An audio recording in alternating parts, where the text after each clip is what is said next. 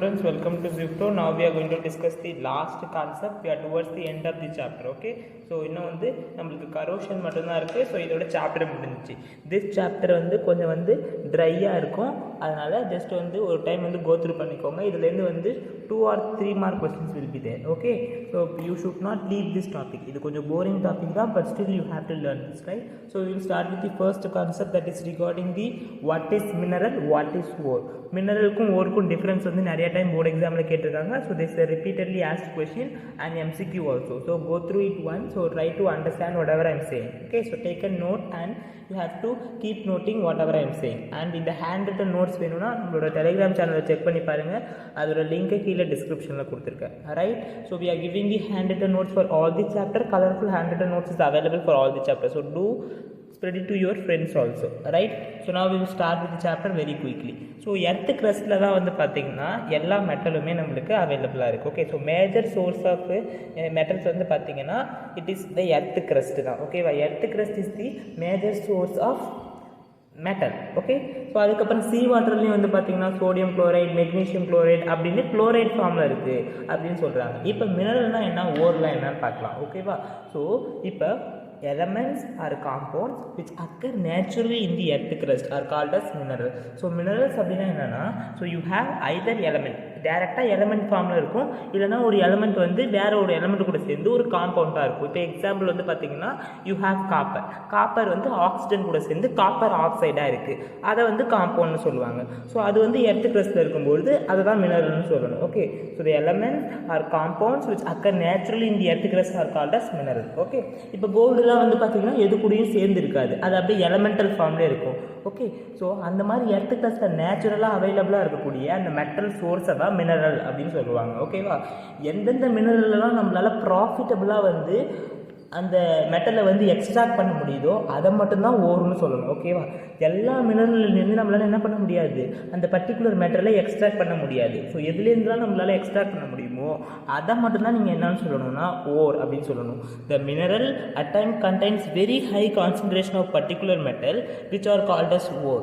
So provided the metal can be profitably extracted from it. ஒரு மினரலில் வந்து நிறைய மெட்டல் கான்சன்ட்ரேஷன் இருக்கணும். ஓகேவா, அதே சேம் டைமில் நம்மளால் வந்து என்ன பண்ண முடியணும், ப்ராஃபிட்டபுளாக நம்ம போட்டிருக்க செலவு வந்து என்ன பண்ணக்கூடாது, அதிகமாகிடக்கூடாது. ஓகேவா, நம்மளுக்கு கிடச்சிருக்க அந்த மெட்டல்லேருந்து வரக்கூடிய ப்ராஃபிட்டை விட நம்ம போட்ட அமௌண்ட் வந்து அதிகமாக இருக்கக்கூடாது. ஓகேவா, ஸோ எந்தெந்த மினரல்ஸ்லாம் நீங்கள் ஓர்னு சொல்லுவீங்க, எதுலேருந்துலாம் உங்களால் ப்ராஃபிட்டபுளாக அந்த மெட்டலை எடுக்க முடியுமோ அது மட்டும்தான் ஓர்னு சொல்லுவாங்க. I hope you understood, right? அதனால எல்லா மினரலும் ஓரா கண்டிப்பாக கிடையாது. Only certain minerals, okay, which can have high concentration of some metals and you can profitably extract that metal. Okay, so such minerals are called as ore.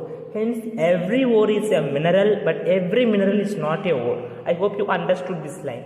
Next, எப்படி வந்து இப்போ மெட்டலை வந்து extract பண்ணுறாங்க அப்படிங்கிறத பார்க்கலாம். ஸோ மெட்டல் வந்து ஒரு சில மெட்டல் வந்து பார்த்திங்கன்னா ஃப்ரீ ஸ்டேட்டில் இருக்கும், அதாவது எது கூடயும் சேர்ந்து இல்லாமல். இப்போ கோல்டு, சில்வர் அதெல்லாம் வந்து ஃப்ரீ ஸ்டேட்டில் இருக்கும். நிறைய எலமெண்ட்ஸ் வந்து பார்த்திங்கன்னா காம்பவுண்ட் ஃபார்மில் இருக்கும், அதாவது ஆக்சிஜன் கூடயோ குளோரைட் கூடயோ சல்ஃபேட் கூடயோ சேர்ந்து இருக்கும். ஓகே, மோஸ்ட்லி வந்து எதெல்லாம் ரியாக்டிவிட்டி சீரீஸில் பாட்டமில் இருக்கும், you can see this. Already reactivity சீரீஸ்னால் என்ன டிஸ்கஸ் பண்ணியிருக்கோம், எது வந்து ரொம்ப ரியாக்டிவோ அதை மேலே வச்சுருப்பாங்க, ஞாபகம் இருக்கா? ஸோ இதான் வந்து ரியாக்டிவிட்டி சீரீஸ். ஸோ ரியாக்டிவிட்டி சீரீஸில் கீழே இருக்கிறதுலாம் வந்து பார்த்திங்கன்னா அது வந்து அப்படியே வந்து எலமெண்டல் ஃபார்ம்லேயே இருக்கும். Okay, you can see gold, silver. So இதுக்குன்னு ஒரு ப்ராப்பர்ட்டி இருக்குது. இப்போ இதை வந்து எப்படி எக்ஸ்ட்ராக்ட் பண்ண போகிறோம்னா எலக்ட்ரோலைசிஸ் வச்சு நம்ம வந்து பிரித்து எடுக்க போகிறோம். ஓகே, அதுக்கப்புறம் இதை வந்து என்ன பண்ணுவோம், we are going to reduce using carbon. கார்பனை வச்சு இந்த மெட்டலெல்லாம் நம்ம வந்து என்ன பண்ண போகிறோம், எக்ஸ்ட்ராக்ட் பண்ண போகிறோம். ஸோ இது வந்து it will be found in the free state தான், அதனால நம்ம ஜஸ்ட்டு வந்து பியூரிஃபிகேஷன் மட்டும் பண்ணிவிட்டு எடுத்துக்கலாம். ஸோ இதெல்லாம் வந்து it is present in the bottom of the reactivity series, middle of the reactivity series, top of the reactivity series. ஓகேவா, so top of the reactivity சீரீஸ்லாம் ரொம்ப ரொம்ப ரியாக்டிவாக இருக்கும். அப்போ அது எலமெண்டல் ஃபார்மில் இருக்காது, அது எது கூட சேர்ந்து ரியாக்டிவ் ஆகி ஏதோ ஒரு காம்பவுண்ட் ஃபார்மில் தான் இருக்கும். ஓகேவா, ஸோ இப்போ ஒன்று குயிக்காக டிஸ்கஸ் பண்ணிடலாம். ஓகேவா, metals at the bottom of the reactivity series are found in free state. Example, you have gold, silver, platinum and copper. Okay va, so this copper and silver they are also sometimes combines with the oxygen to form oxide ore இல்லனா sulfide ore. Okay va, சில time வந்து பாத்தீங்கன்னா இந்த காப்பரும் silver வந்து oxygen கூட sulphide கூட சேர்ந்து sulphide ஓராகவும் இருக்குது. ஸோ அதெல்லாம் நம்ம வந்து எக்ஸ்ட்ராக்ட் பண்ணி எடுத்துடலாம். Okay, so top of the reactivity சீரீஸில் இருக்குல்ல, like I have shown you this. Okay, so the top of the reactivity சீரீஸில் இருக்குல்ல, sodium and you have sodium, potassium and calcium, magnesium, aluminum, இதெல்லாம் வந்து பார்த்தீங்கன்னா so they are very reactive. So அப்போ என்ன பண்ணாது, so they will be never be found in the free state. ஏதாவது ஒரு எலமெண்ட் கூட ரியாக்ட் ஆகி காம்பவுண்ட் ஃபார்மில் தான் இருக்கும். ஓகேவா, next going to the next one. The metals in the middle of this series, they are found generally as oxides, sulfides or carbonates. ஓகேவா, so இப்போ நடுவில் பார்த்தோம்ல, like we have zinc, iron and lead, copper, இதெல்லாம் வந்து பார்த்தீங்கன்னா எந்த ஃபார்மில் இருக்குன்னு சொல்கிறாங்க, ஆக்சைட் ஃபார்மில் இருக்குது, இல்லைனா சல்ஃபைட் ஃபார்மில் இருக்குது, இல்லைனா கார்பனேட் ஃபார்மில் இருக்குது. ஓகேவா, so you have to remember this. So many ores ஜென்ரலாக வந்து பார்த்தீங்கன்னா ஜென்ரல் ட்ரெண்ட் என்னென்னா நிறையா ஓர்ஸ் வந்து பார்த்தீங்கன்னா it is present as oxide அப்படின்னு சொல்கிறாங்க. ஏன்னா ஆக்சிஜன் வந்து ரொம்ப ரியாக்டிவாக இருக்கிறதுனாலையும் இடத்துல அதிகமாக இருக்கிறதுனாலையும் so many ores are found as oxide. நிறைய எலமெண்ட் இருக்குல்ல, நிறைய மெட்டல் வந்து ஆக்சிஜன் கூட தான் சேர்ந்து காம்பவுண்ட் ஃபார்ம் பண்ணியிருக்கு, அதுதான் ஆக்சைடுன்னு சொல்லுவாங்க. ஆக்சைடு தான் அதிகமாக அவைலபிளாக இருக்குது. Different methods are use for extracting metals different category. இப்போ டாப் ரியாக்டிவிட்டியில் இருக்கும்போது அதுக்கு ஒரு வேறு மெத்தட் இருக்குது. ஸோ இஃப் இட் இஸ் இந்த middle of the reactivity series அதுக்கு வேறு மெத்தட், அதே மாதிரி bottom of the reactivity series இருக்கும்போது அதுக்கு வேறு மெத்தட் இருக்குது. ஒவ்வொரு கேட்டகரிக்கும் ஒவ்வொரு மெத்தட் இருக்குது. இப்போ அதை தான் வந்து இங்கே ஜென்ரலாக கொடுத்துருக்காங்க. Okay, so this is a quick flowchart which they have given in your book. ஓகேவா, you can revise that. இங்கே பாருங்க, you have ore. ஃபர்ஸ்ட் அதை என்ன பண்ணிக்கணும், கான்சென்ட்ரேட் பண்ணிக்கணும். அதில் இருக்கக்கூடிய இம்ப்யூரிட்டிஸ் எல்லாத்தையும் ரிமூவ் பண்ணிட்டு அதுக்கப்புறம் என்ன பண்ணுறாங்க பாருங்க, 3 கேட்டகரியாக பிரிச்சுருவாங்க. Metals of low reactivity, medium reactivity, then high reactivity. So high reactivity இருக்கும்போது எலக்ட்ரோலைசிஸ் பண்ணுவாங்க, அதை நான் உங்களுக்கு இப்போ சொல்லுவேன் பின்னாடி. ஓகேவா, so metals of medium reactivity இருக்கும்போது அந்த மெட்டல் கூட கார்பனேட் இருக்கா சல்ஃபேட் இருக்கான்னு பார்க்கணும். கார்பனேட் ஒரு இருந்ததுன்னா கேல்சினேஷன் பண்ணணும், சல்ஃபேட் ஒரு இருந்தால் ரோஸ்டிங் பண்ணணும். ரோஸ்டிங் பண்ணிவிட்டு அந்த மெட்டலோட ஆக்சைடை வந்து நீங்கள் ஃபார்ம் பண்ணிடணும். அதுக்கப்புறம் அந்த மெட்டலை வந்து ஈஸியாக நீங்கள் வந்து பியூரிஃபை பண்ணி எடுத்துக்க வேண்டியதான். அதையும் நான் உங்களுக்கு கிளியராக எக்ஸ்பிளைன் பண்ணுவேன்.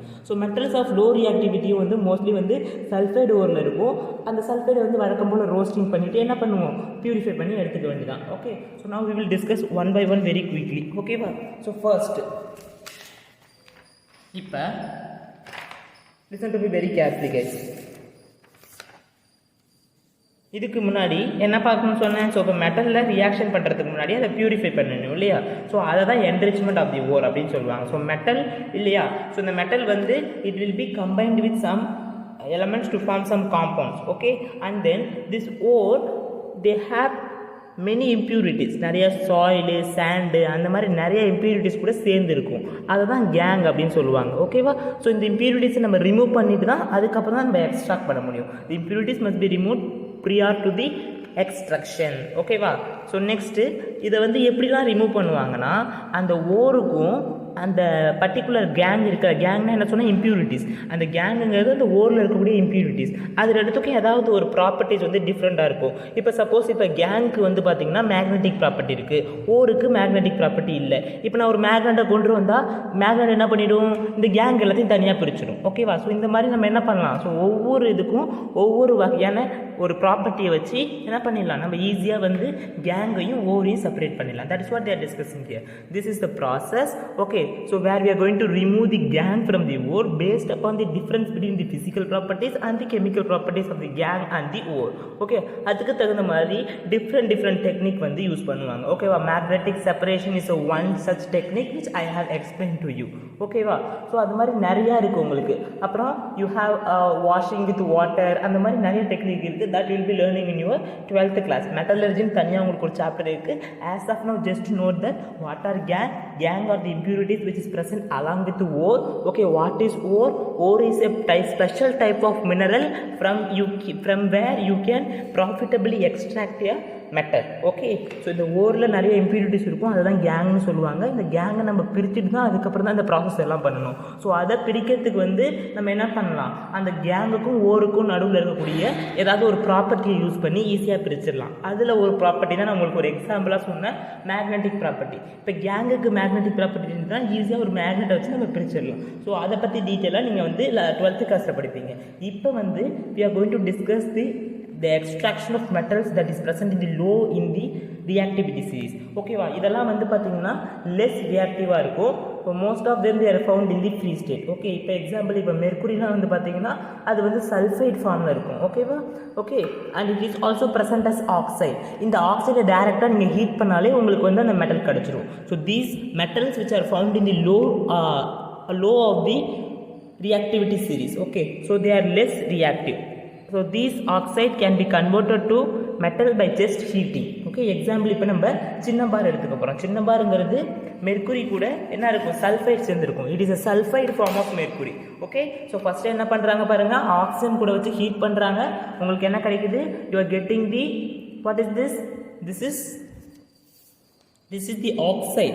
Okay, so this is the oxide of mercury, that is mercuric oxide. Okay, so I will just show this reaction for you. அதுக்கப்புறம் sulphur di oxide case produce ஆகுது. அதுக்கப்புறம் என்ன பண்ணுறாங்கன்னா இந்த HGO வந்து மறுபடியும் ஹீட் பண்ணிங்கன்னா just heating the oxide alone will give you the metal, that is your mercury. Mercury is the only metal that is present as liquid இல்லையா, and room temperature. Then you have oxygen gas that is liberated. இப்போ இந்த reaction அப்படியே போட்டுறேன் பார்த்துக்கோங்க. So you should write this reaction when they ask you. So you have HGS, பார்த்துக்கோங்க HGS இருக்கு, plus you are going to add oxygen, then you will be adding. So when they react, what it will be produced? So இது என்ன produce பண்ணணும்னா HGO, that is magnesium oxide produce ஆகுது. அதே டைமில் sulphur di oxide case produce ஆகுது. ஆனால் equation பேலன்ஸ்டாக இருக்கான்னு பாருங்கள். ஸோ இல்லை, இந்த பக்கம் ஒரே ஒரு மெர்க்குரி இருக்குது, இந்த பக்கமும் ஒரே ஒரு மெர்க்குரி தான் இருக்குது. ஒரே ஒரு சல்ஃபர், ஆனால் ஆக்சிஜன் இங்கே 2 இருக்குது, இந்த பக்கம் 3 இருக்குது. ஸோ என்ன பண்ணுவீங்க, ஸோ அதுக்கு எல்லாத்தையும் ஃபஸ்ட்டு ஒரு சர்க்கிள் போட்டுப்பீங்க இல்லையா. ஸோ இதான் வந்து நான் பேலன்சிங் சொல்லிட்டு இருந்தேன்னா வீடியோ ரொம்ப லென்த்தியாக போயிடும். அதனால தான் நான் வந்து ரிசர்ச் பண்ணுறது இல்லை. ஓகேவா? ஸோ தெரியலனா ஃபஸ்ட் சாப்டர் பார்த்துக்கோங்க. அந்த வீடியோட லிங்க்கை நான் டிஸ்கிரிப்ஷனில் கொடுக்குறேன். ஏன்னா பேலன்சிங் தெரியலனா எந்த சாப்டருமே உங்களுக்கு புரியாது. ஓகே, ஸோ ஃபஸ்ட்டு என்ன பண்ணணும்னு சொல்லியிருக்கேன், இந்த பாக்ஸ்குள்ளே எதையும் சேஞ்ச் பண்ணக்கூடாது. இதுக்கு முன்னாடி ஏதாவது ஒரு நம்பர் தான் போடலாம். ஓகேவா? ஸோ இங்கே வந்து 3 இருக்கிறதுனால இதுக்கு முன்னாடி என்ன போடலாம், யூ கேன் ஆட் 3. ஓகேவா? இந்த பக்கம் வந்து 3 ஆக்சிஜன் இருக்கிறதுனால நான் இதுக்கு முன்னாடி 3 போட்டுடுறேன்ப்பா. ஓகேவா? 3 போட்டுறீங்களா? 3 போட்டால் என்ன ஆகிடும், இட் பிகம் 6 ஆக்சிஜன். இந்த பக்கம் 6 ஆக்சிஜன் ஆகிடுச்சு. இந்த பக்கம் வந்து பார்த்தீங்கன்னா யூ ஹாவ் ஒன்லி 2. ஓகே, அப்போ என்ன பண்ணணும், யூ ஹாவ் டு ஆட், இதுக்கு முன்னாடி ஒரு 2 போட்டுக்கலாமா, இதுக்கு முன்னாடி ஒரு 2 போட்டிங்கன்னா என்ன ஆகும், இந்த ஆக்சிஜன் வந்து 2 ஆகிடும், இந்த மெர்க்குரி வந்து பார்த்திங்கன்னா 2 ஆகிடுது. அப்போ என்ன பண்ணணும், இதுக்கு முன்னாடி ஒரு 2 போடணும். இதுக்கு முன்னாடி ஒரு 2 போட்டிங்கன்னா இப்போ என்ன ஆகுது, மெர்க்குரி வந்து 2 ஆகிடுச்சு. அதே டைமில் சல்ஃபர் வந்து பார்த்திங்கன்னா 2 ஆகிடுச்சு. ஓகே, ஸோ அதுக்கு என்ன பண்ணணும், நீங்கள் இப்போ இந்த பக்கம் வந்து ஒரு 2 போட்டிங்கன்னா பேலன்ஸ்ட் ஆகிடும். ஓகே, ஸோ இப்போ சல்ஃபர் வந்து பார்த்திங்கன்னா யூ ஹேவ் 2, அண்ட் இந்த சல்ஃபர் வந்து பார்த்திங்கன்னா இங்கே 2 இருக்குது, மெர்க்குரி இந்த பக்கம் 2 இருக்குது, இந்த பக்கம் வந்து மெர்க்குரி வந்து 2 தான் இருக்குது. And coming to oxygen 3 2s are 6 oxygen இருக்குது. இந்த பக்கம் பாருங்கள் 2 2s are 4 ப்ளஸ் இந்த 2 இதுக்கும் பொதுவாக தான் இருக்குது. அப்போ 6 பேலன்ஸ். இந்த மாதிரி தான் பேலன்ஸ் பண்ணும். பேலன்ஸிங் தெரியலனா ஃபர்ஸ்ட் சாப்டர் பார்த்து முடிச்சிருங்க. We have already completed that. Okay, so next இப்போ அடுத்தது போகலாமா. ஸோ நெக்ஸ்ட் வந்து பார்த்தீங்கன்னா சிமிலர்லி இப்போ இந்த காப்பர் இருக்குல்ல, அந்த காப்பரையும் வந்து நீங்கள் என்ன பண்ணுவீங்க, so you will be taking the copper sulphide, அது இதே மாதிரி ஜஸ்ட் ஹீட் பண்ணி நீங்கள் வந்து அந்த காப்பர் மெட்டலை எக்ஸ்ட்ராக்ட் பண்ணிடுவீங்க. ஓகேவா?